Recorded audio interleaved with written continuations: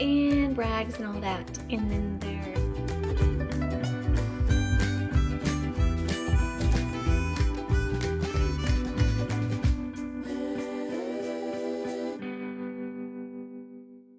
okay, some of the bell peppers got a little bit burned. We'll call them smoked. It's fine. I'm going to show you how I do my spices. So I have chili powder here. I'm going to show you how much I do. Now I'm going to add taco sauce. So I'm not going to do too much. Here's smoked paprika. Here's cayenne. We like it spicy. I'm going to add the cumin now, but in a little bit I'm going to add the garlic powder and cilantro when I add the onion, because I don't want the garlic to burn or the cilantro leaves to burn, so I add those with the onion last. Okay, there we go. I added the onion and the taco sauce. It's just let's see, it was on sale. Awesome. This one, medium, and I added the garlic powder and a lot of cilantro leaves. So I will stir this.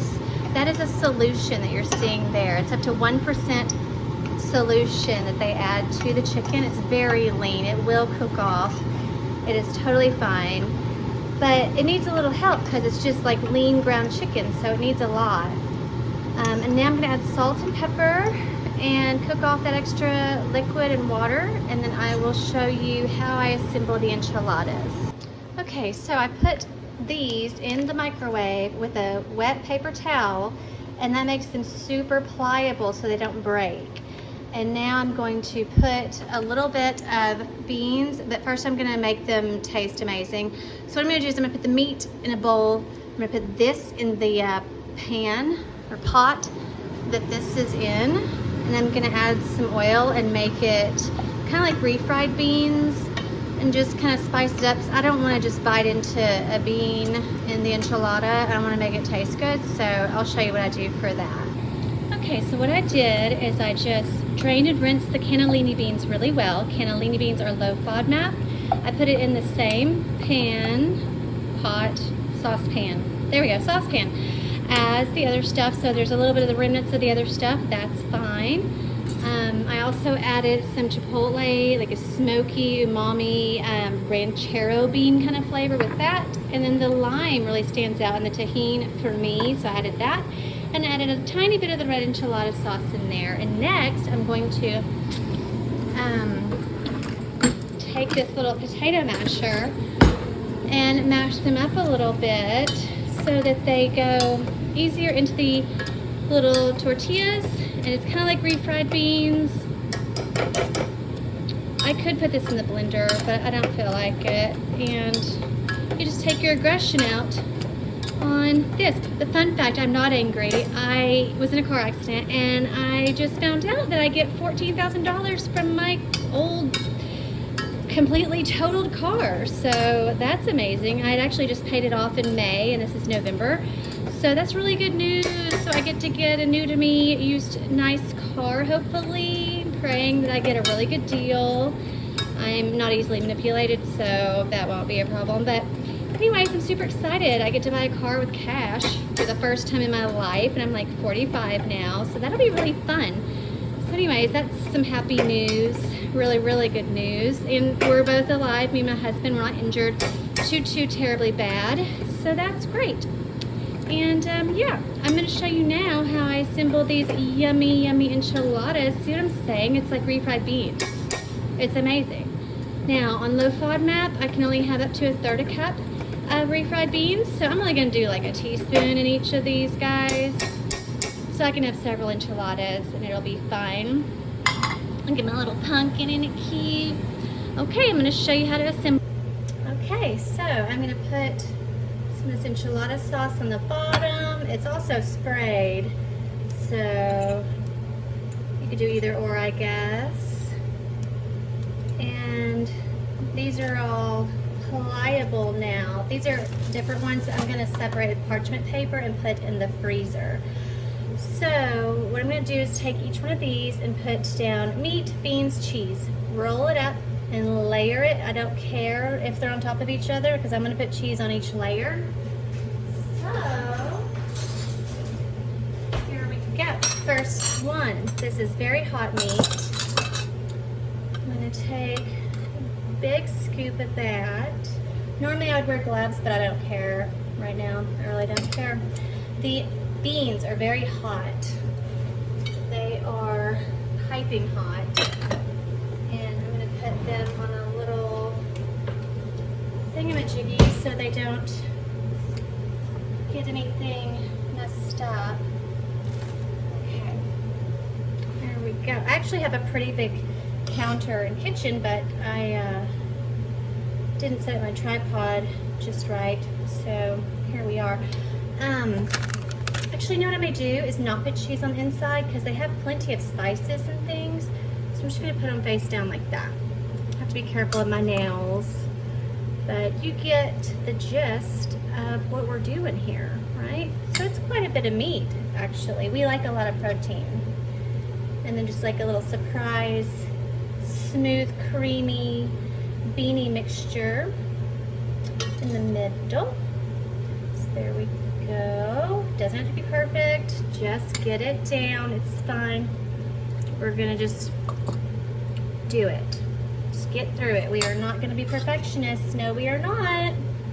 I struggle with that, but it's all gonna end up the same anyways in our tum-tums. And you know, I could have just layered this. That probably would have been a lot easier. But we've tried that before and I wanted to try something different. So that's what I'm doing.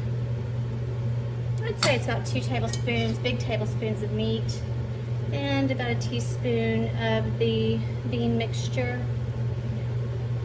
There we go, and we're rolling. There we go. Now, cheese and sauce. I've always seen people do sauce and cheese, so that's what I'm gonna do. I have another can if needed. We're gonna use up all this cheese. Reduce fat fiesta. It's gonna be so good. I mean, this looks amazing to me. So good. I'm just going all out today. I did lemon bars earlier, filmed a video for that. I'm just excited. Finally get to get a new car. I mean, you know, I loved my old car, but you can't really stop yourself when you're hydroplaning. So there's that. And it could have been so much worse. I'm just so grateful and thankful that we didn't break any bones, we weren't paralyzed, we weren't killed. Yeah, it was on our 3-year wedding anniversary too. So that is a anniversary we will always remember. Plus 3 is my lucky number. Wasn't so much this time, but it depends on how you look at it. Like, we didn't die. So I look at that as pretty darn lucky considering I hit a wall going, you know, 50 miles an hour. So apparently with as much water as was on the interstate, they said we would have had to have been going well under 50. Like, some people say 30, which who's going to do that on the interstate? Really? Who's going to do that? That would be really dangerous and impede traffic. So it looks like we're going to have just exactly the right amount with a little bit left over for snackity. Maybe a little snackity another time. So here we go, last one. So it made 8 that I felt like making. So there we go. A little more sauce. I really love this red enchilada sauce. I tried the green, was not a fan. Didn't think it was that great, in my opinion. So, here it goes, the cheese, cheese. Everything is cooked. So all we're doing is melting the cheese and getting this to whatever consistency we like it, which is, we don't care. Like, we don't care. I think I've only made enchiladas a couple of times, so gorgeous, absolutely nummy gorgeous. So I will put this in the oven. I would probably finish this off with cilantro once it comes out, and then some sour cream or something like that. We're gonna actually use guacamole because we have the little mini guac cups. We're gonna use that.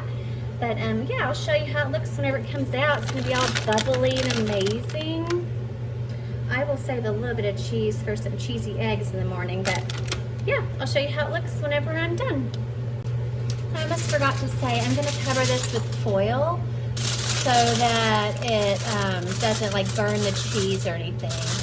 And then I was gonna show you really quick how I was going to put parchment paper in between each of these so that they don't stick in the freezer, because you know they don't stay forever in the fridge. So I just cut a little bit. It doesn't take a perfect circle or square either. You can just cut a little bit.